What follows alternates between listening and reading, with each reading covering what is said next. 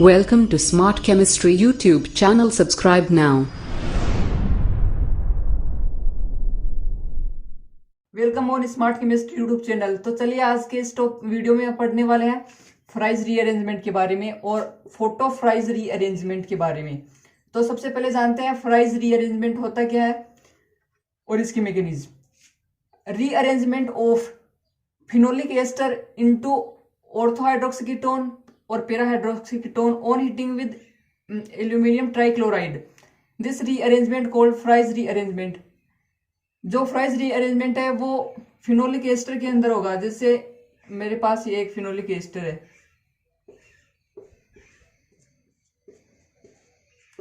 इसको जब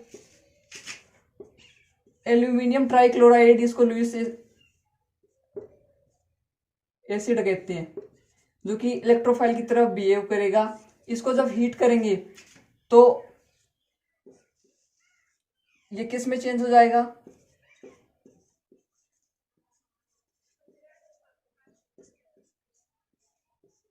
पैराहाइड्रोक्सीकीटोन और ऑर्थोहाइड्रोक्सीकीटोन। ये ऑर्थो आइसोमर है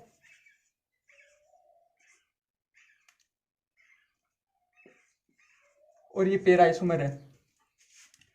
तो ऑर्थो आइसोमर और पैरा आइसोमर टेम्परेचर पर डिपेंड करते हैं। यहाँ पे दो कंडीशन अप्लाई होती हैं। अगर टेम्परेचर 160 डिग्री से अबाउ है तो हमारे पास ऑर्थो आइसोमर का ही फॉर्मेशन होगा। जो पैरा आइसोमर है या तो बनेगा नहीं या फिर बहुत कम क्वांटिटी के अंदर प्राप्त होगा।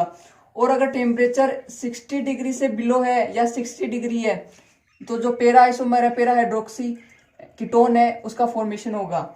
जब हम फिनोलिक एस्टर को लुईस एसिड के साथ हीट करते हैं तो ऑर्थो और पैरा आइसोमर प्राप्त होते हैं। ये इसकी सिंपल जो रिएक्शन है फिनोलिक एस्टर फ्राइज रीअरेंजमेंट की वो है। अब इसकी मैकेनिज्म देखते हैं कि ये बनता कैसे है। ऑर्थो आइसोमर और पैरा आइसोमर है वो फिनोलिक एस्टर के साथ जब लुईस एसिड को गर्म करते हैं तो कैसे बनते हैं। अब इसकी मैकेनिज्म जो है वो देखते हैं। ये ऑर्थो और पैरा आइसोमर टेम्परेचर पे डिपेंड करते हैं। कौन सी कंडीशन अप्लाई हो रही है, टेम्परेचर कितना लिया जा रहा है, उसके अकॉर्डिंग दोनों की आइसोमर का फॉर्मेशन होता है। जैसे ये अपने पास फिनोलिक एस्टर था,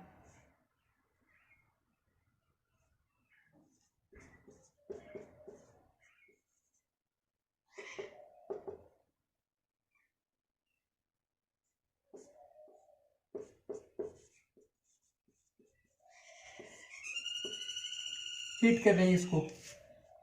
यहां से इसके पास लोन पेयर है, फिर लुईस एसिड इलेक्ट्रोफाइल की तरफ बिहेव करता है, इस इलेक्ट्रॉन डेफिशिएंट होता है तो इसके साथ बॉन्ड बना लेगा। अब होगा क्या,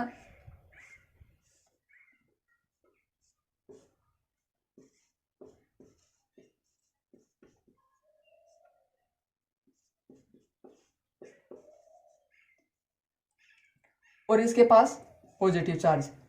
अब ऑक्सीजन मोर इलेक्ट्रोनेगेटिव होने की वजह से इस बॉन्ड की तरफ अपनी तरफ अट्रैक्ट कर लेगा और यहां से जो ये COR है ग्रुप बाहर हो जाएगा।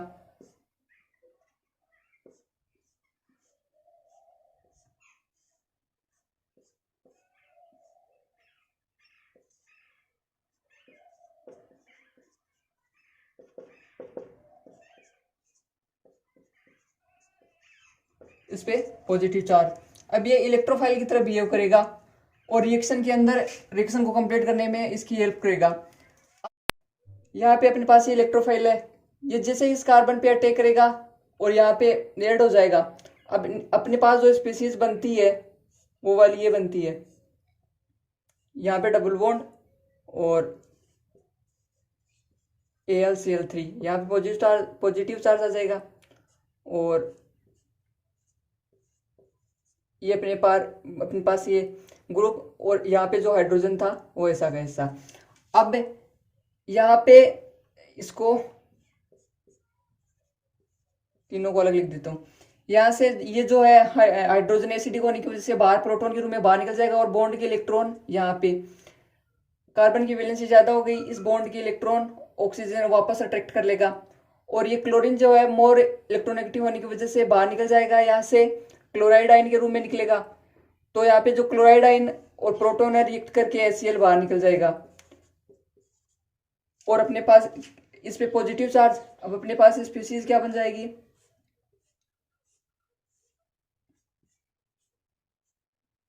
यहाँ पे COR और ऑक्सीजन, इसके पास लोन पेयर AlCl2+। अब इस पे जल का योग करवाते हैं। जैसे ही हम जल का योग करवाएंगे तो जल कैसे टूटता है, OH नेगेटिव और प्रोटॉन के रूप में।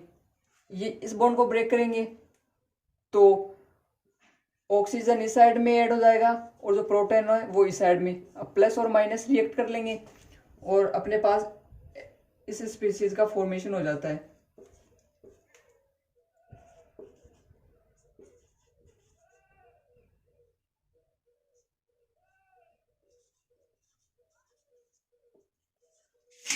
अपने पास प्रोडक्ट का तो फॉर्मेशन हो गया। यहाँ पे अपने पास जो प्रोडक्ट है उसका फॉर्मेशन हो गया, बट यहाँ पे हमने कैटलिस्ट के रूप में जो एल्यूमिनियम ट्राइक्लोराइड लिया था उसका फॉर्मेशन करना है। तो यहाँ पे जो HCl बना था अपने पास उसको लेते हैं और ये जो अपने पास रिएक्टेंट बना है इसको लेते हैं।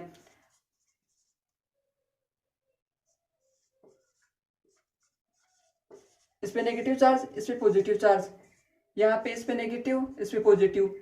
तो यहाँ से जो जल का मॉलिक्यूल है वो बाहर निकल जाएगा और अपने पास जो एल्यूमिनियम ट्राइक्लोराइड लुईस एसिड है उसका फॉर्मेशन हो जाएगा।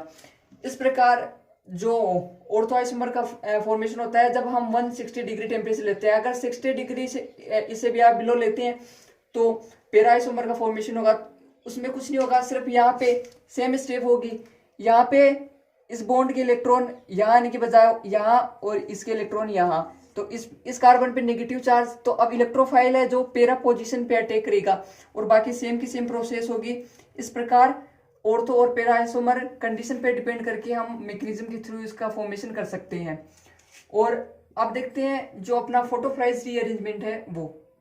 अभी जो हमने फ्राइज रीअरेंजमेंट देखा वो फोटोकेमिकली कंडीशन में या फोटोन की प्रेजेंस में या लाइट की प्रेजेंस में भी कंप्लीट होता है और उसे ही फोटो फ्राइज रीअरेंजमेंट कहते हैं। इसके अंदर जो है ये फ्री रेडिकल मैकेनिज्म द्वारा कंप्लीट होगा। जो फ्राइज रीअरेंजमेंट था वो न्यूक्लियोफिलिक सब्स्टिट्यूशन रिएक्शन द्वारा कंप्लीट हो रहा था। यहाँ पे केवल फोटो का मतलब सीधा सीधा फोटोन से है। जो रिएक्टेंट मॉलिक्यूल है वो फोटोन एनर्जी है वो ऑब्जॉर्ब करके प्रोडक्ट का फॉर्मेशन करता है। तो देखते हैं कैसे करता है। जैसे अपने पास ये स्टार्टिंग मॉलिक्यूल या फिर रिएक्टेंट मॉलिक्यूल था,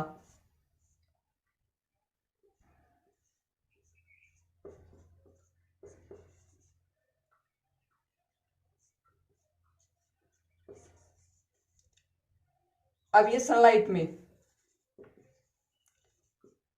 जैसे यूवी है तो इसमें होगा क्या, होमोलाइटिक फ्यूजन होगा।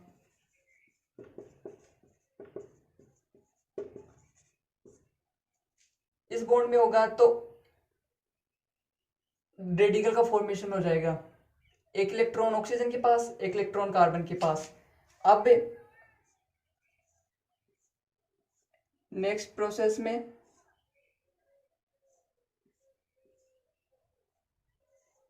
जैसे ये ऑक्सीजन के पास और यहाँ पे ये रेडिकल का फॉर्मेशन हो गया।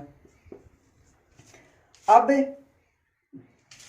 ये बॉन्ड ब्रेक होगा तो एक इलेक्ट्रॉन इस कार्बन के पास, एक इलेक्ट्रॉन इस कार्बन के पास। ये बॉन्ड ब्रेक होगा तो एक इलेक्ट्रॉन इसके पास, एक इलेक्ट्रॉन इसके पास। अब यहाँ पे जो हमें ऑर्थो या पैरा आइसोमर कौन सा बनाना है, कौन सी कंडीशन अप्लाई हो रही है उसके अकॉर्डिंग, जैसे पैरा पोजीशन पे ये जो अपने पास रेडिकल है इसको ऐड करते हैं। ये ग्रुप यहाँ पे ऐड हो गया। अब इस आगे वाली जो स्टेप है ये देखते हैं। जैसे ये जो ग्रुप था यहाँ पे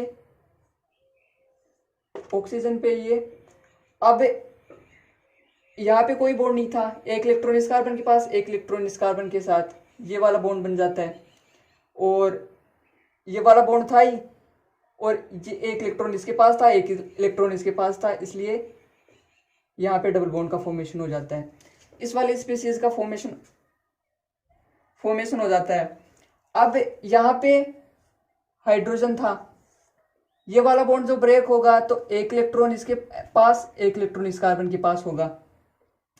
और ये वाला ब्रेक होगा, एक इलेक्ट्रॉन इसके पास, एक इलेक्ट्रॉन इसके पास। ये वाला होगा तो एक इलेक्ट्रॉन इसके पास, एक इलेक्ट्रॉन इसके पास। अब जो नेक्स्ट स्टेप है उसके अंदर देखते हैं, जैसे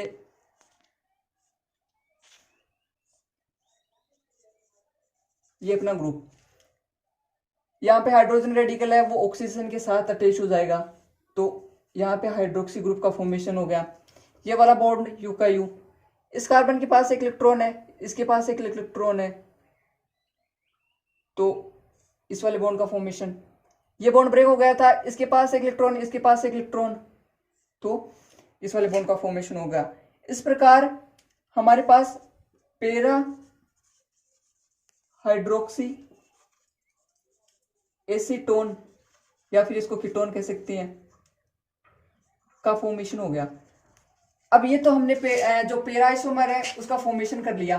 अगर हम ऑर्थो आइसोमर बनाना चाहें तो कैसे बनाएंगे वो देखते हैं। ये वाले स्टार्टिंग मॉलिक्यूल या फिर रिएक्टेंट मॉलिक्यूल, इसमें होमोलाइटिक फ्यूजन हुआ सनलाइट की प्रेजेंस में, जो फोटोन है उसको अब्जॉर्प्शन करके होमोलाइटिक फ्यूजन हुआ, उसके अकॉर्डिंग हमारे पास ये वाली जो स्पीसीज है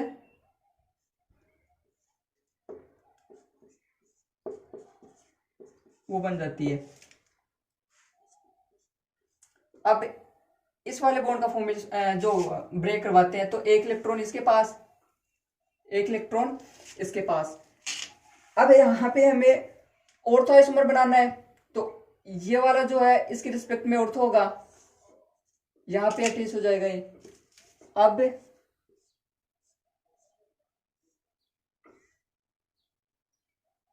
एक जो वो इलेक्ट्रॉन है इसके पास और एक इलेक्ट्रॉन इसके पास, क्योंकि ये फ्री रेडिकल बना था, बॉन्ड का फॉर्मेशन हो जाएगा यहाँ पे आ जाएगा डबल बॉन्ड, और